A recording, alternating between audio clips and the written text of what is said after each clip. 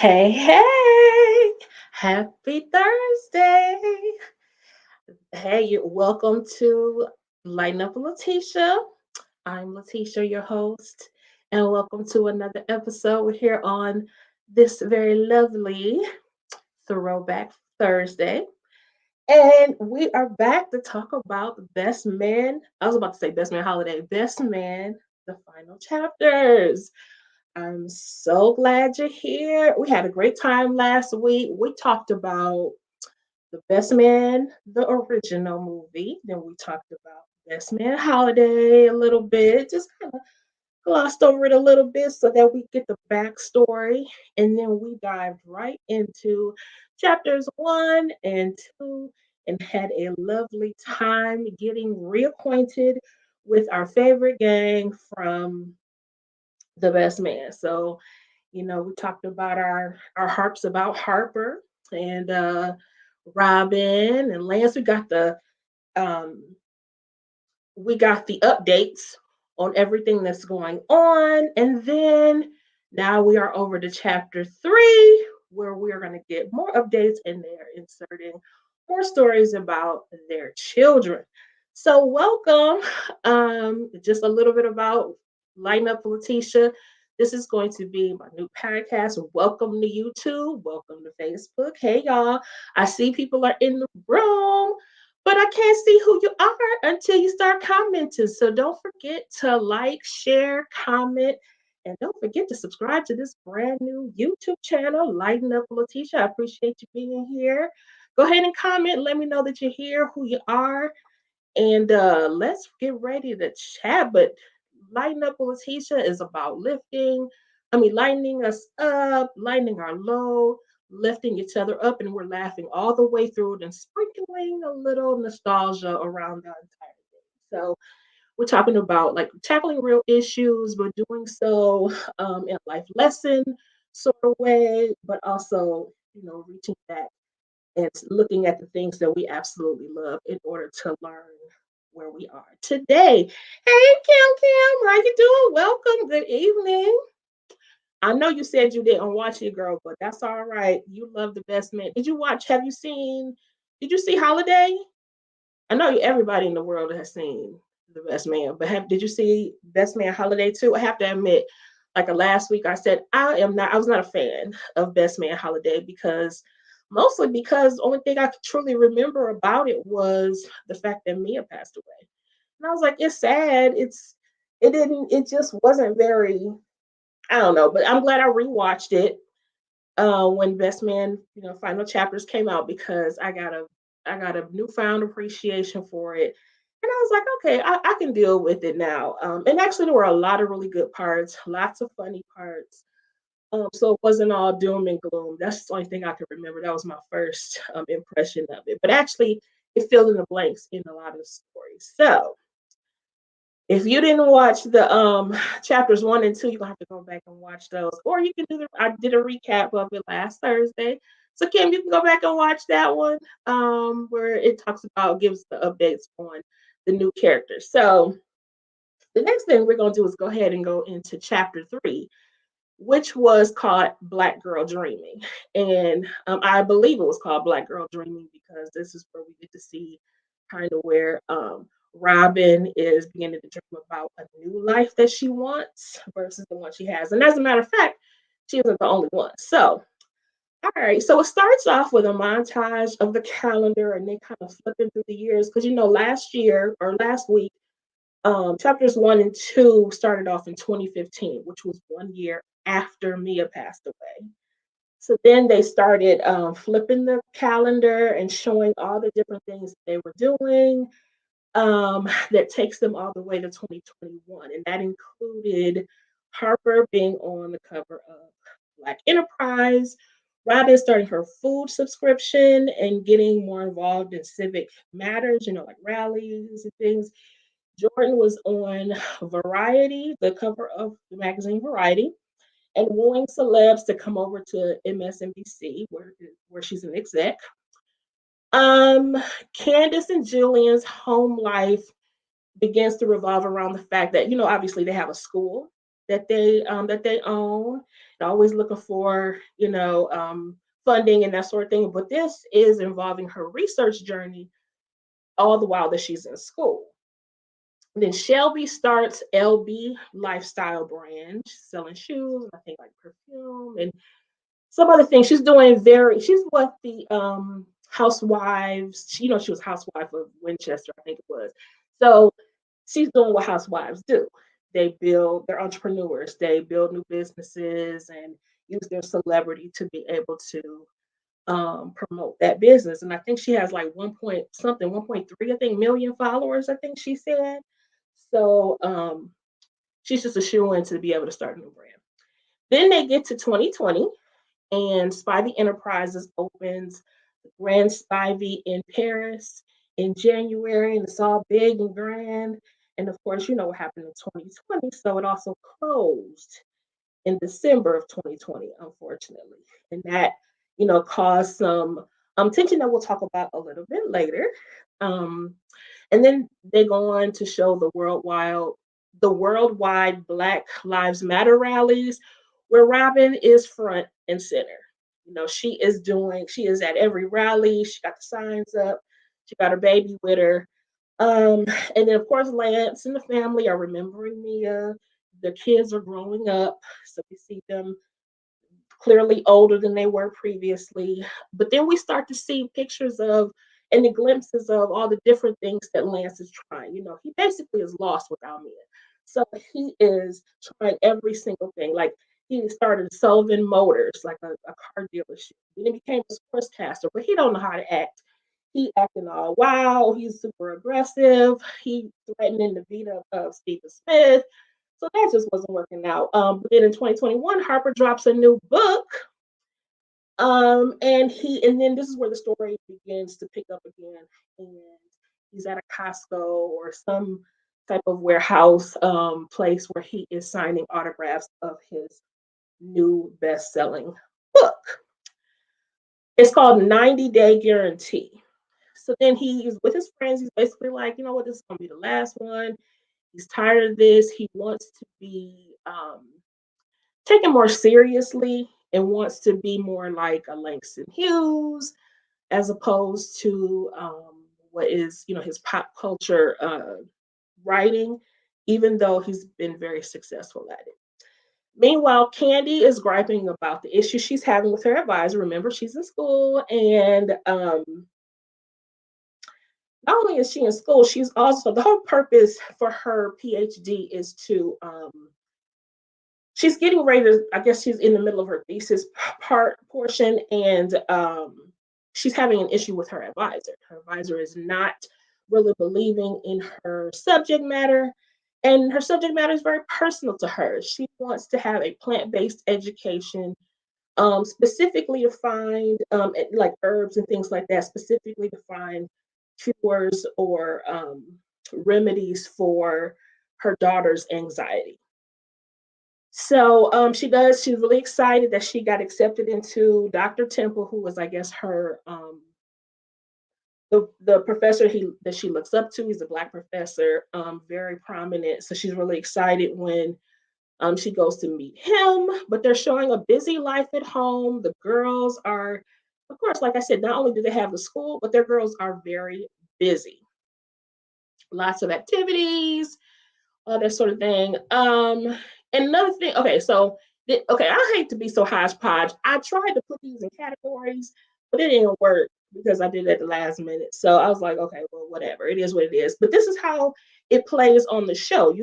They never, play the entire story for one character. They go from story to story to story. So then they go over to Lance, where he's trying yet again another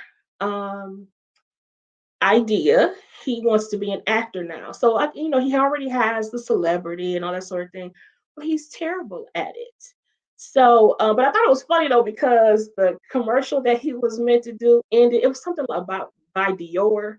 And it said something by Dior, Lance will help you score, or something like that, which to me, I feel like is a play on him being a, what, all those years. So, a garden tool all those years. I thought that was, pretty funny. Now then they move over to the kids, speaking of Lance. They show where LJ is basically a chip off the old block. He's a natural athlete playing football, doing very well. Coach is very proud of him. Lance is proud of him, and so Lance believes this is LJ is going to be Lance 2.0. So okay, let's see here. Oh my gosh, Lance will help you score. It was so funny, Kim. So funny because I was thinking like, oh my gosh, they did not play him like that, but he obviously played into it as well. But the commercial he did was good and terrible. He was just terrible. It's so funny. So make sure you watch it because it's freaking hilarious. But okay. So then moving on to Robin and Harper go to visit this new brownstone that Robin does not want to move into because she likes living in Harlem. And he really wants to move on up to the Upper East Side. Has preschools and all that sort of thing. We'll see, what happens next. Moving over to Jordan. She's doing nothing but, of course, always making boss moves. But unfortunately, she had to cut this very prominent black commentator or this woman's show. And it was a show that was for us, by us. And unfortunately, Jordan had to make the decision to cut her show. However, she wasn't just leaving the woman without a job. She wanted to bring the woman over to where they were doing a four black woman um, commentary show, kind of like The View. And so, but Black Twitter, we can be ruthless. So they were calling her out and calling her Auntie Jordan, like Aunt Jemima.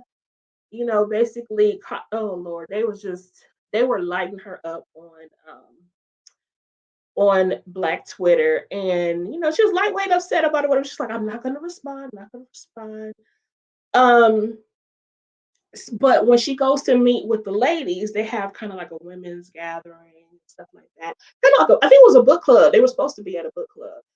So one thing of importance that is that Robin is very, like I said, she really got into the civic thing. So she's doing rallies and she's reading books on our history, of course, but also the issues, the political. She's very political right now. She's political in her stance about food, about serving the community, about everything. And you know how that can go in a friends group. It can or cannot, because everybody doesn't always want to sit around and talk about the issue. Sometimes when we want to get together with our friends, we just want to sit and have fun. But I can appreciate that she still brings up, the matters that do affect us. So she went to go do that. Then Harper, she was at work and they were putting boxes together. They're doing but I say she has a full subscription business, kind of like HelloFresh. So, but she does some boxes specifically for like community efforts and that sort of thing. Well, Harper shows up at her job and says basically like, "Hey, I see that you upped our contribution to some community causes or whatever. We're trying to buy this house. How do you feel about the house?" He's pushing her about this house. And this is where she finally admits that she just really doesn't want to move into the house. She doesn't want to move. She feels she's like, my kitchen is here, the community is here, I want to be here. Now, interesting because Harper made a good point when he said, but look at Harlem, even Harlem is being gentrified. Look at, these Bentleys and whatever that's on the street and things like that. I think it's a very complicated existence that we have here in the US. And so while I'm not a fan of Harper's, and not necessarily a fan of moving on out and up and all that mess, I can see what he was still saying, you know, but I think it's gonna depend on whatever that couple wants and needs. Okay, I see some more people entering. Make sure you say hello and don't forget to like, share, comment, and subscribe. Let me know you here. Okay, so then like I said, oh okay, so they're back at the girls book club. And Shelby is mentioning, she said, girl, Jordan, you need to respond to these folks because Jordan actually has some good comebacks, she just didn't put them on Twitter. She was like, girl, you need to. And this is something I can give to my 1.3 however many million subscribers or followers. And when Jordan said that or heard that, she said, she thought about it. And it's funny, at the time, she actually needed a fourth woman to sit at that table for her new show. So she put Shelby in that position. Meanwhile, Lance is he's having his midlife crisis, doesn't know what to do with himself. He's been talking a lot to Jordan about it though, because Jordan is really on, although she's doing boss things always and moving forward and all this other kind of stuff, you can see where she is purposely inserting self-care uh bits and pieces here and there, like she's meditating, listening to calming apps, trying to she's reading great books and listening to great podcasts that are helping her to just relax and all that sort of thing. It's not working that much, but at least she is aware that this is important, right? So she's been sharing that information with Lance. But in truth, y'all, Lance needs a therapist. He needs to go to a therapist. She had to tell him, listen, I'm getting ready. I'm at my job. I'm trying to get ready to do this show. You go talk to somebody else. She was like, I don't have the capacity to give you all of this, because he's calling her for every single thing. And that's just a reminder to all of us that when we're the strong friends, that sometimes you have to tell people, I don't have the capacity to give y'all. I thought my thing went down. I don't have the capacity to deal with this today.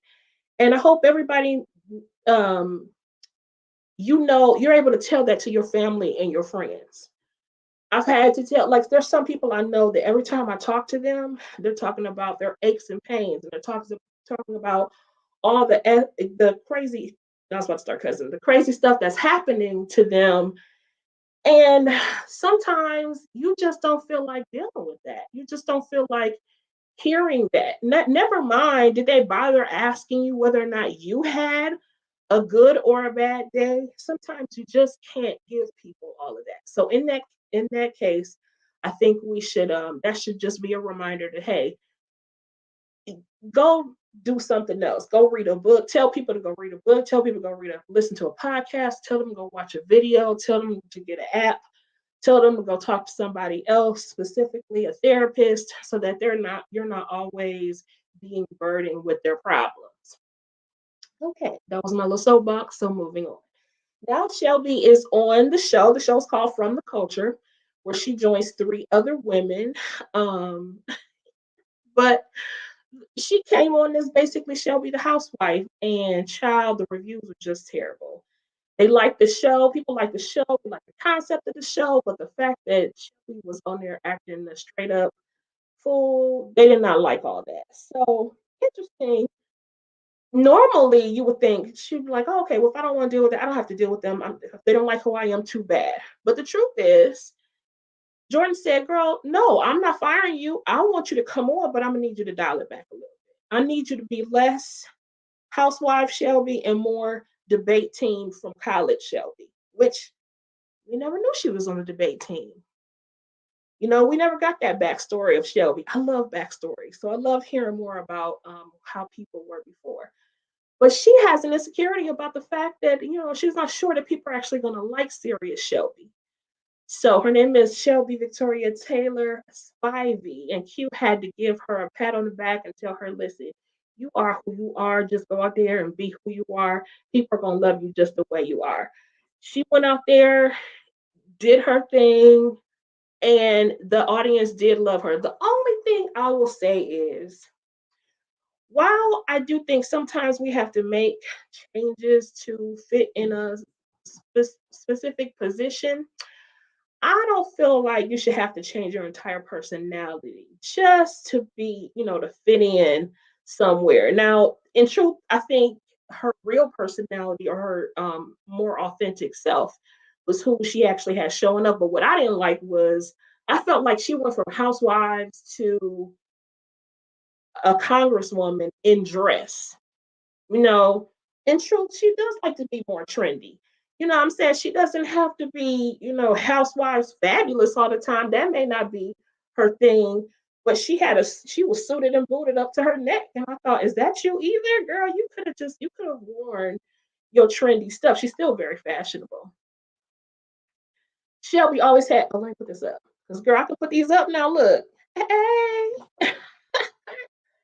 Shelby has always had issues with me. She needs some self-care. She does, but Kim, let me tell you something. You need to watch this because this is a whole other side of Shelby, and it's a whole other side of Q. They are very different. And actually, what I really think about them is that they are highly misunderstood. I love them. I love them together. I love them separately. I think before I think that they were both kind of annoying and self-centered and all that sort of thing. The but they're very different. You gotta watch it. They're very cool. They're a cool couple, cool parents. They get along very well. They're probably the best. They're my favorite characters. I'm just gonna say that. They're definitely the best. Yes, that's exactly what she was. She was just so different from where she was previously. And I just feel like you shouldn't have to change your whole being just to fit in, for a job. But we know as Black folks, we know the art of code switching. So, it is what it is. So, moving on. Let's see here. So then the guys have their game night, which we'll find throughout the series. They're always getting together. I just love their brotherhood. It's so good. They sit together and talk about real issues. They play cards and everything. So this time they were talking about basically like happy wife, happy life. Is it happy life? Yeah, happy wife, happy life. Um, but they, like I said, they sit down and they talk about true issues. They affirm each other. They talk out, their issues.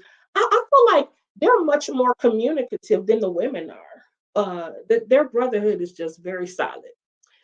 Okay, so now we're getting on to Harper, who he finds out. Remember that unfinished business book that he wrote in the movie, in the first movie.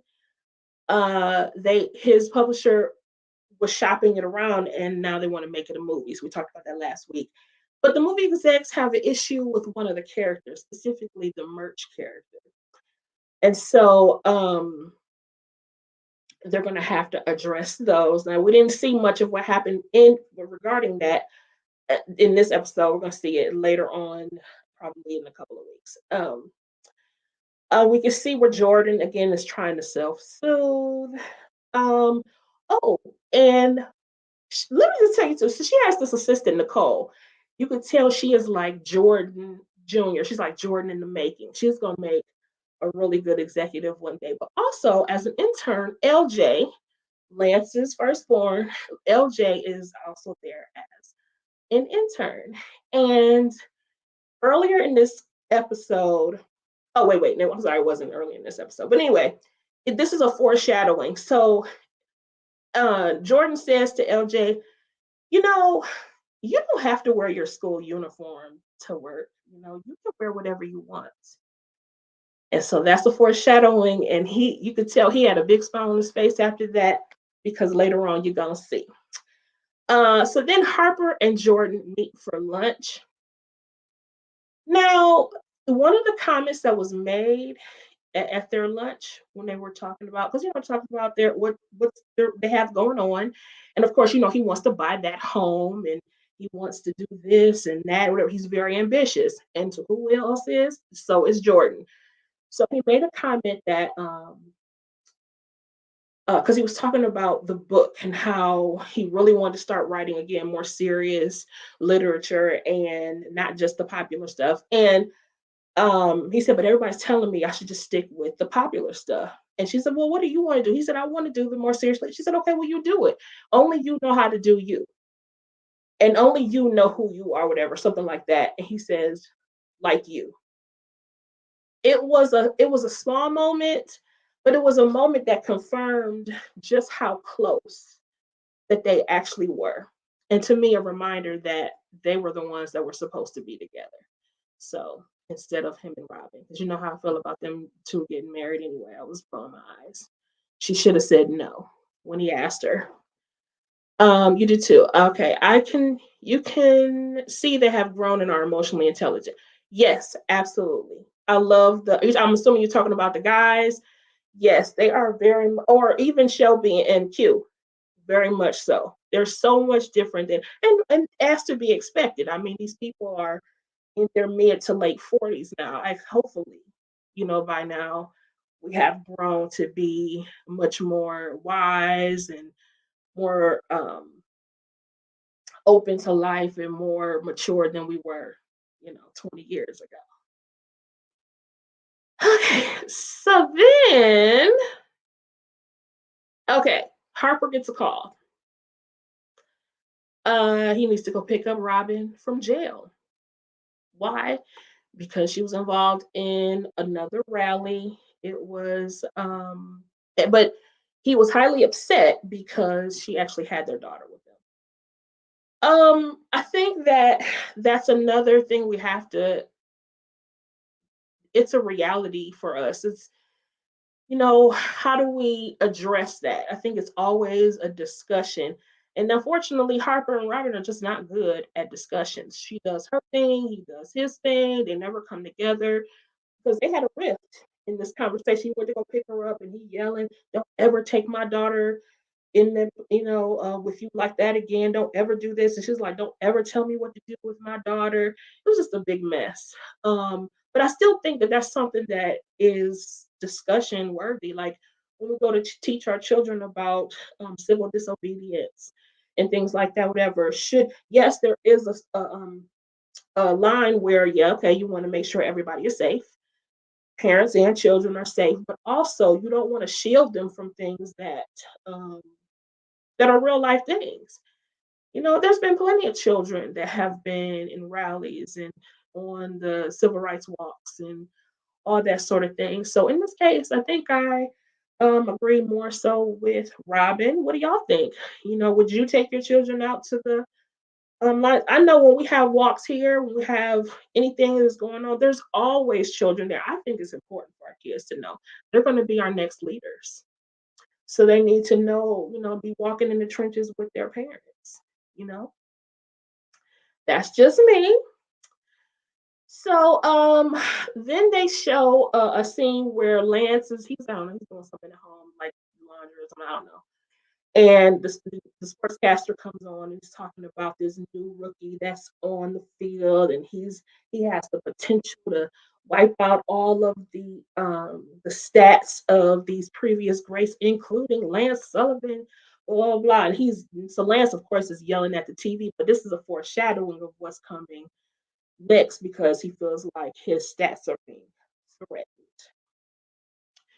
So back to Robin again. Next time, I'm gonna put these notes together so that we can talk about them, the sections per the groups versus going back and forth. But Robin, she walked in the home and she picked up a piece of paper she saw written, and of course, Harper is a writer, and he was writing a piece where he was talking about the what he remembered of her, and how he hopes to get back to that place again in her heart. And it was very flowery. It was beautiful. What I wonder though was he talking about Robin or was he talking about Jordan? Maybe we'll never know. But she was so moved by it that she was like, "Oh, I just love this. Your words are so beautiful. Oh, I love seeing you like this, whatever. I want us to get back to a better place. Okay, let's move." So they decide to move into this new, excuse me, brownstone. Now we move over to this bar area. Actually, Jordan's assistant Nicole brought her out to the bar, whatever, to celebrate the great stats of the new show that they put together, the one that Shelby is on. And um so her Nicole's surprise for Jordan was that she invited Harper and she invited Shelby and Q to come and celebrate with her, whatever. Interesting.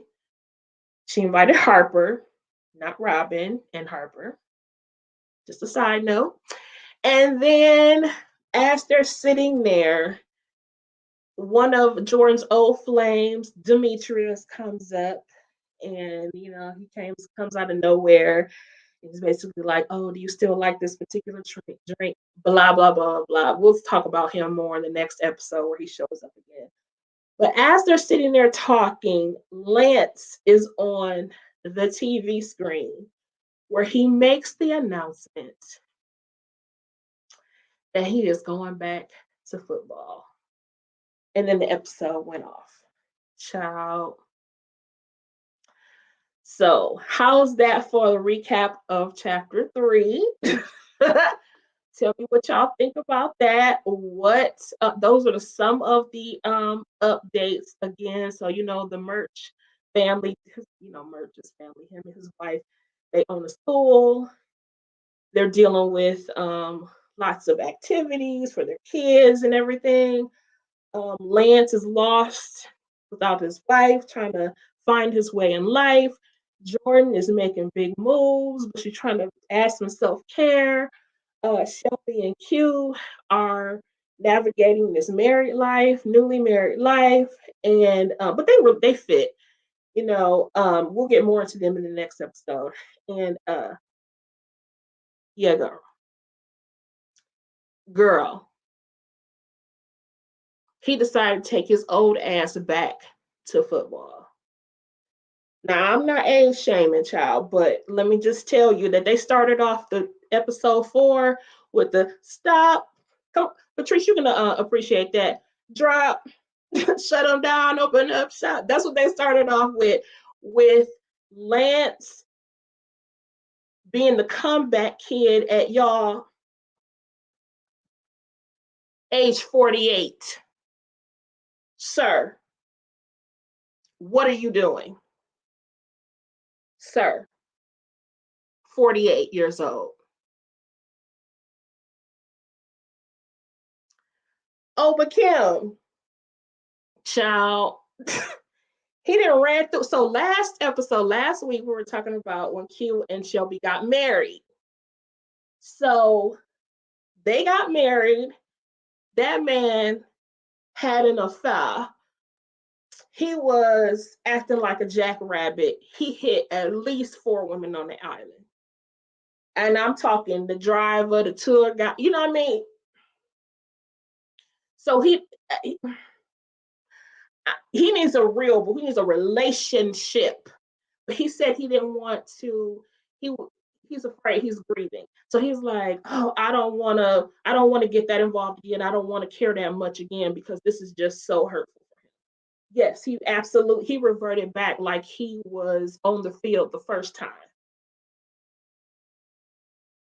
Yes. Yes. And yes again, 48. To the went back to the field, 48 years old, the comeback kid. No, I was about to cuss. The comeback man. Ain't nothing kid like about 48. There's nothing. You're not a kid at 48, boo. So okay, so then wait, and so y'all talking about him 48 now, he too old, other kind of stuff. So they had a series of all of these different like bloggers and people that do commentary, and they were so hilarious. The one girl talking about he too long in the tooth. Another dude was like, listen, he may look good out there, but they asking about where he at the old folks home, talking about his movie night, where is Lance? The best was just hilarious. And then there were some, but they had very mixed reviews because in truth, he did look good out there. His stats were good. He was doing very well. And even of course, he getting clowned by at least one of the players, specifically that one that they were saying that was gonna wipe out all of his stats or whatever. And he had to come back with the, "Oh yeah, but I bet you your mama still love me," or something like that.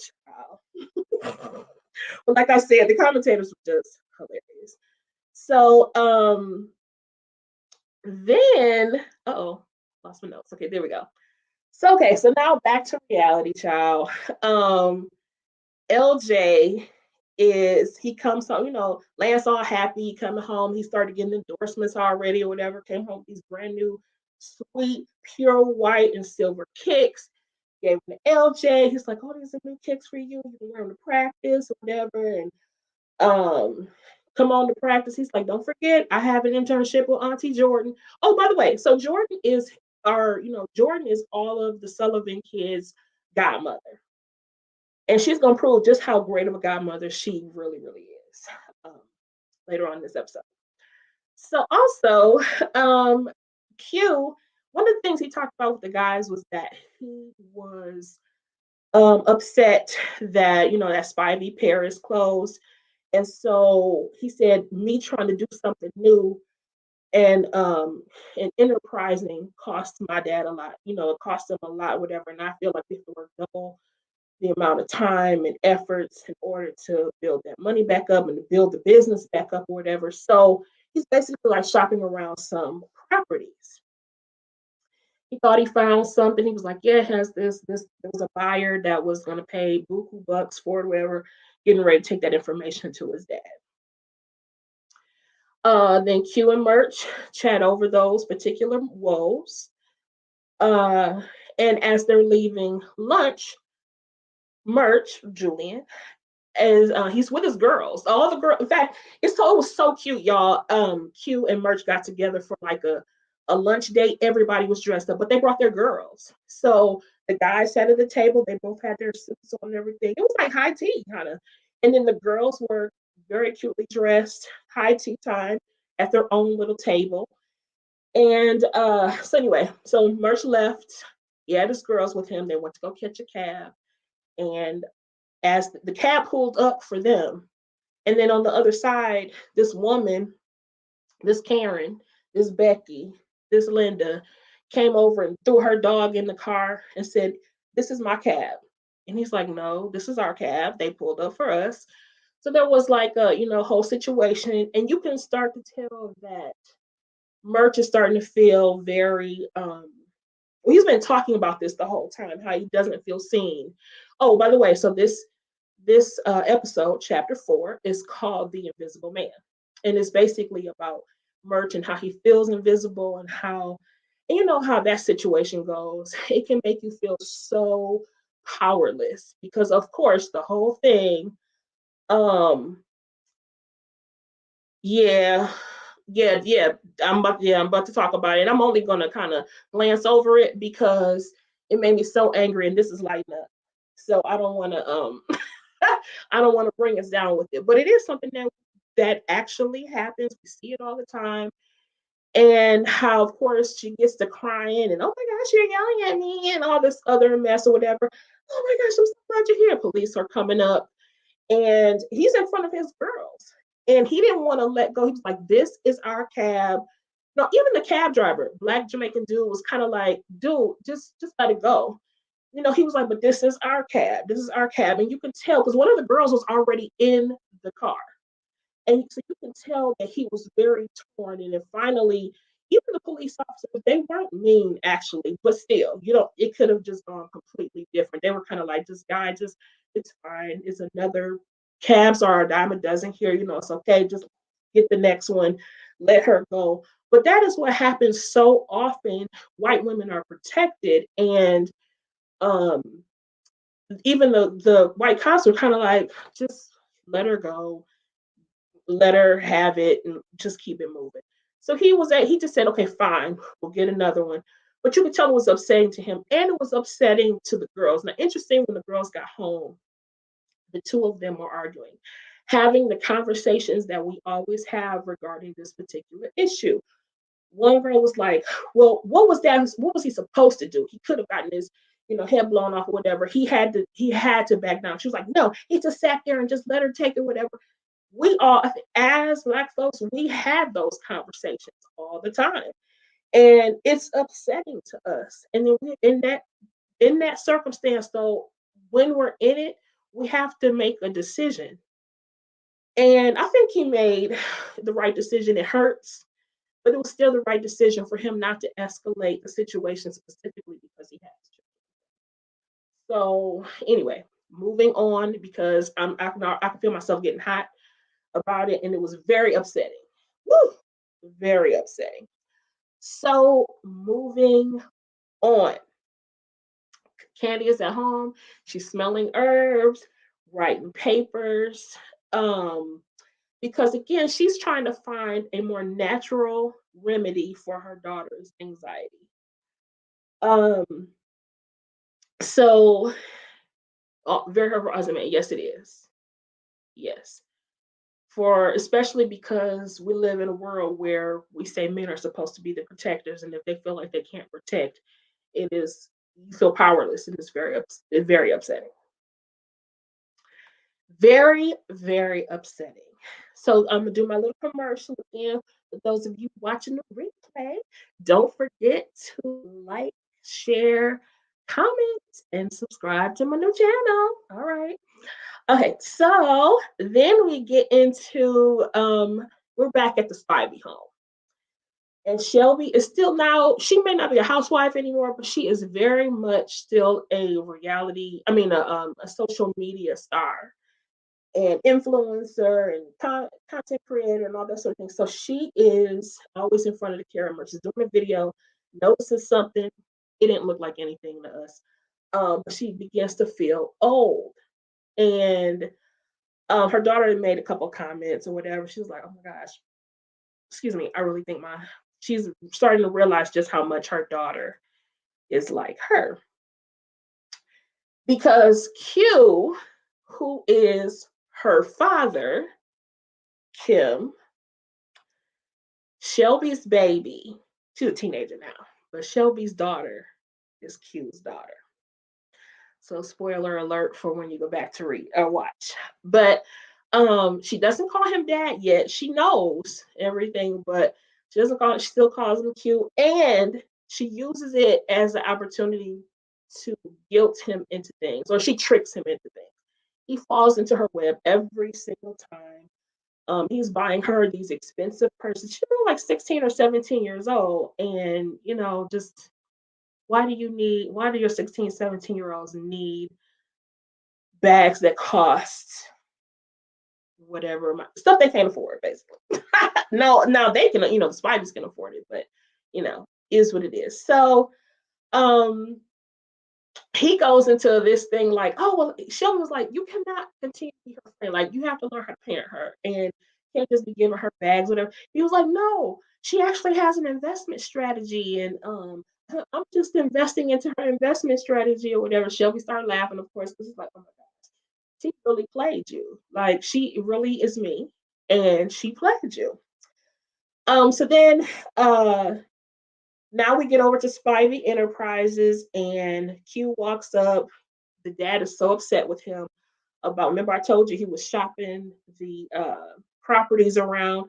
Dad does not want that. Dad wants to remain um, the business to remain in the family. Another conversation that we always have. If y'all haven't seen this, what is it? Is it on Prime? I think it's on Prime. If you haven't seen it yet, please go watch it. I think it's 6 episodes called Riches. It is so good, but it talks about this as well as the story behind Shea Moisture. Obviously Shea Moisture was Black founded, and so it was Black owned for a long time, and then they sold to a larger company.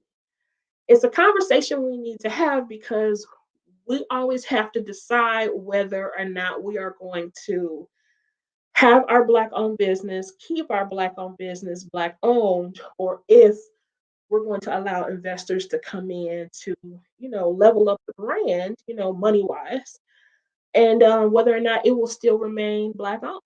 So Shea Moisture, they got a lot of backlash regarding the issue. I have to admit that I was disappointed at first too because I think they sold to L'Oreal. I forgot. I don't know if that's the right company or not. They sold to a larger, white parent company. And I remember people being very upset with that. But the truth is, they were able to the money that they got from that, they were able to purchase an incubator for specifically for Black entrepreneurs.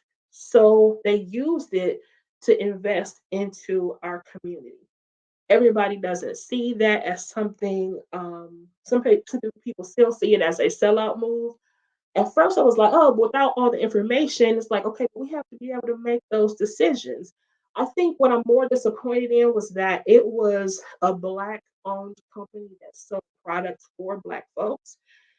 And that is where I had a little bit of hesitation in supporting that because when they go to be a part of a bigger conglomerate, they might be changing formulas that then the products won't be for us anymore and that sort of thing. So that's where but if it's some other company, like, so this is say a company, like if it was black owned, we started I don't know, we made a widget and it became really, really popular and you sold that. That's fine. I mean, to me, that's fine. It's like, okay, well, good. It, there are serial entrepreneurs who do just that. They build up new businesses and then sell them off for millions of dollars. And that's why they continue to be entrepreneurs because they continue to invest that money in themselves. But anyway, like I said, watch Riches. You will see how that plays out. It's a very, very good show. But that is basically the argument between Q and his dad. His dad wants to keep it a family owned business. Q wants it to be, hey, we could be set for life. You know, these people buy into it or whatever. But then also, we want to be careful of who we're selling it to as well. So because you never know. Uh, so now we're back at Candy. Candy is still having issues with her advisor. Advisor doesn't like her thesis, her essay. So she asked Dr. Temple for feedback. He says he finally agrees to give her some feedback. Later on, she'll ask him to be her mentor, or advisor, actually to take over for her advisor, and he does agree. Now, if you look at Dr. Temple, he's one of those people that you're like, you're not really sure. He looks like he could be shady, but you're not really sure. And they ended up having like a dinner party at the house to talk about, to meet with like the people who are. It was a fundraiser party basically. Because remember they have this school that they need investors for, and she invited Dr. Temple. And Candy used this as an opportunity to allow her husband, Julian, and Dr. Temple to get together and chat and get to know each other better, whatever. And we found out that he's very much down. Like he's like, yeah, we have to do things to make sure that we get what we need from them. But also he's very down with the people. So we saw that they had a great rapport, and that was, a cool thing. Moving on. Then Demetrius comes back into play. Demetrius again is one of Jordan's ex lovers, and she's claimed. Well, now she said, well, you broke my heart. He says, oh, I'm sorry. That was 20 years ago. Don't forget, they're in their late 20s. I mean, they're in their late 40s now. So that was 20 years ago. I, um, I have. He says, I'm in a place where I'm done playing games. So now he wants to settle down with her. And let me just also say that he's acting like a stalker. Just my thoughts. He showed up on the street wherever she was walking and was like, oh no, I know that you do this at 5 a.m. I know you do this at 6 a.m. I know you have time because your assistant said this. Just doing too much. Some people might see it as romantic.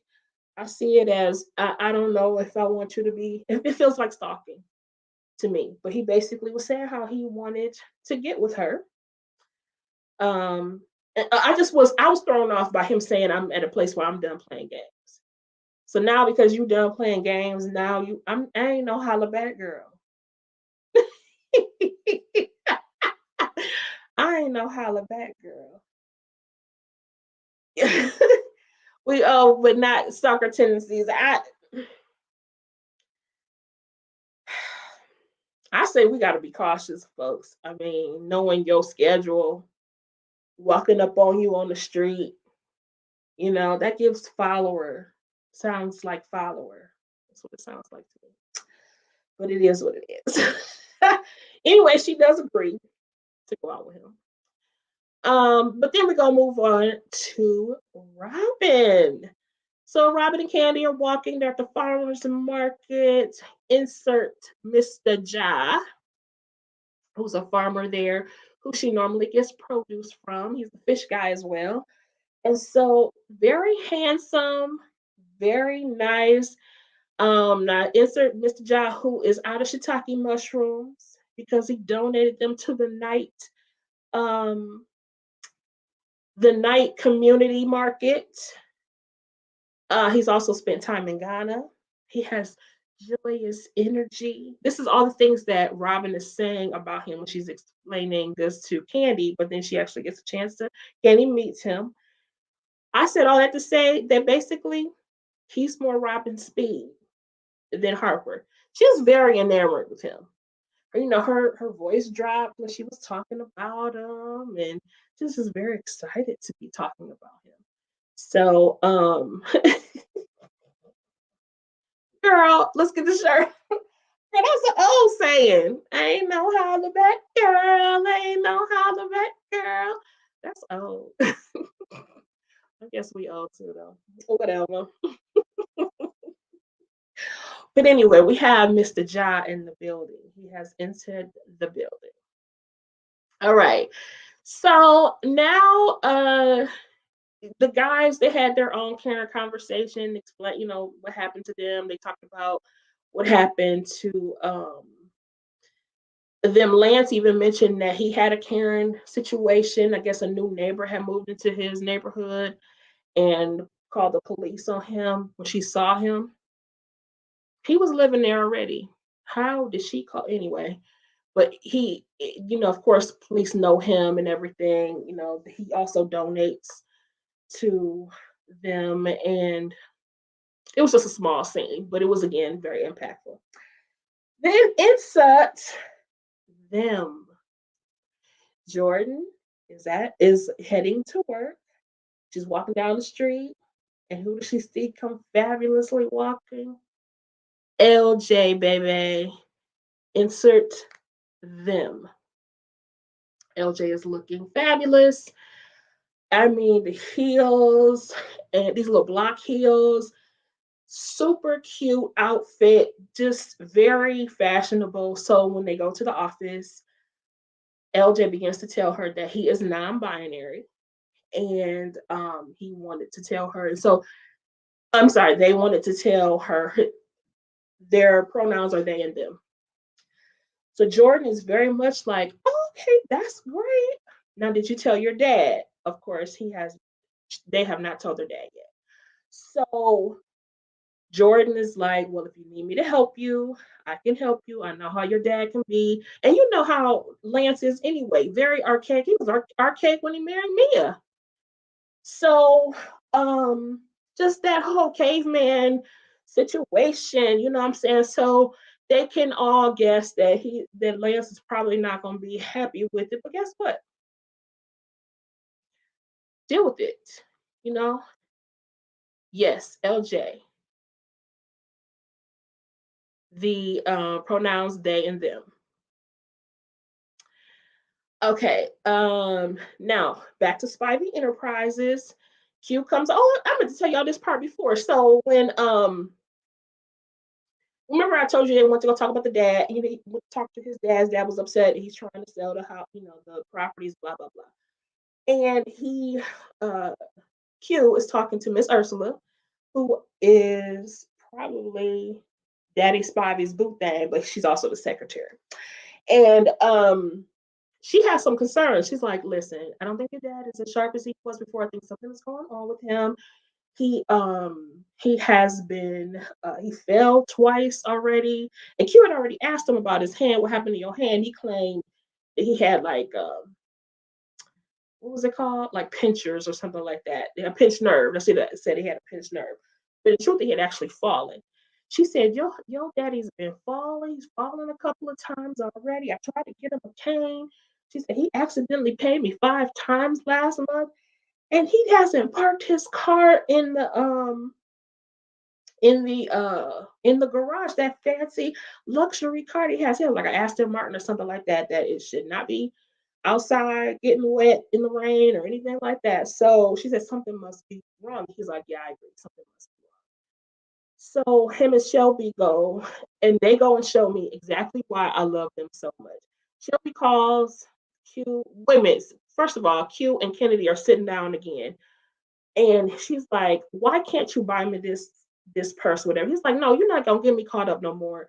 Shelby and I already told me, trying to play me. You ain't gonna have her being mad at me. You're not gonna get me caught up no more." She's like, "Yeah, okay, well, it's just that the white girls at school, they have this or whatever." She played him again because he's getting ready to start buying another purse for her. Shelby called and was like, basically, "Don't think I don't know that you trying to buy another purse for her. Put that down. And also, what is this about dad's falling and all this other kind of stuff?" She must have had a camera on in the house or something like that. So she's like, "We need to go see dad." So they go there. Dad don't even want to answer the door. And she's like, "Listen, we're here to help, whatever, blah, blah." And he was like, "Come back without him," and all that mess. Anyway, they found a spare key, got in the house. Come to find out that, child, the house is a mess.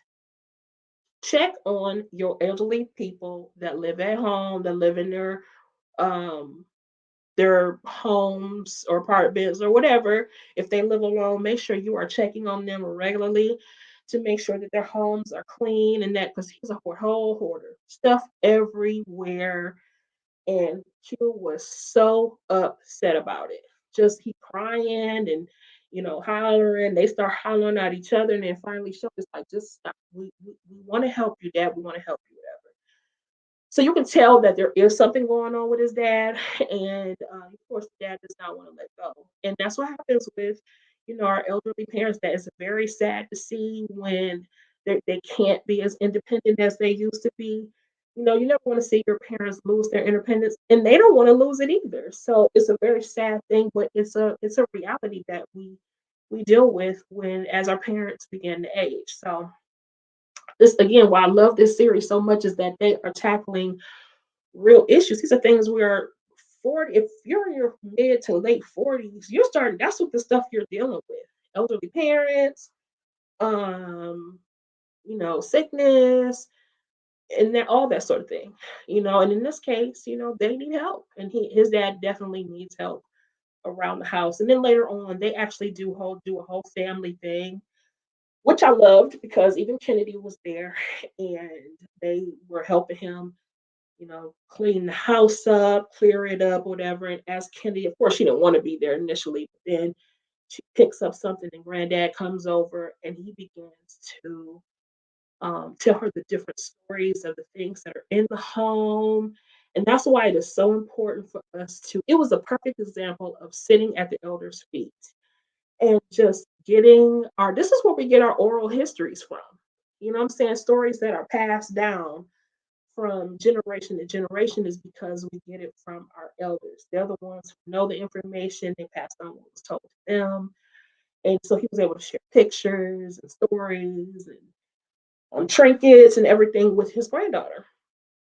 Talked about her grandmother, because I'm not sure she actually got a chance to meet the grandmother. So talked about the grandmother, how much he loved her, and all that sort of thing. So it was very special scene. And of course, and at the end, so while they were listening to those stories, then of course it flips on the generation. So then next thing you know, they show the part where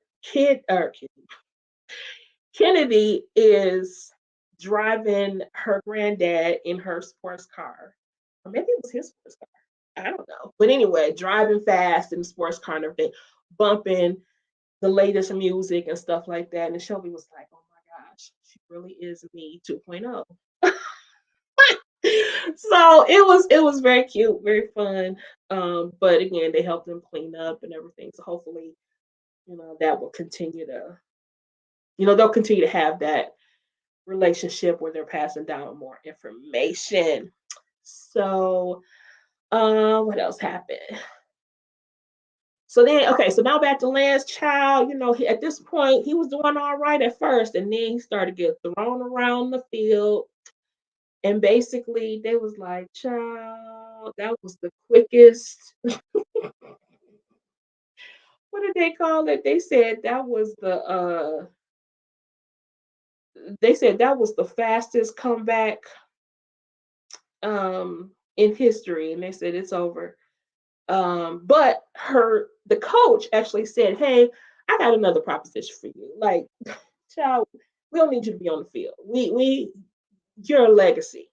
Now we want you to do something else." So now insert Coach Sullivan, and he actually begins. He's an assistant coach, but he is specifically, I don't know if he's assigned to him, but he was coaching specifically that rookie that was, meant to take his place or whatever.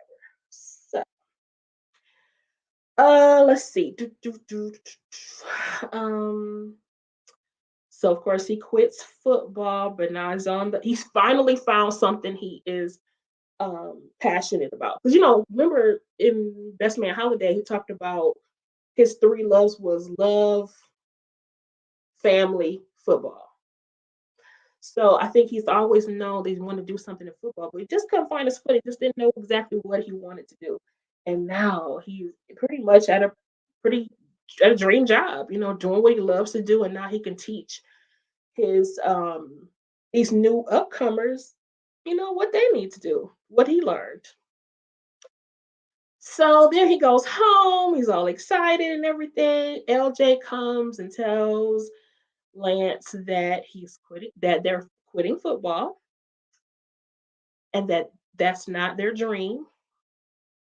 And um, Lance did not, well, actually, LJ did not give Lance a chance to truly respond to it.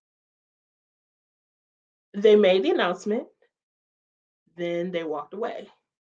And I felt like because they were home, they were in their home, they were together, they were sitting down, why couldn't they just have the entire conversation? Unfortunately, they weren't able to have the full conversation again because LJ walked away.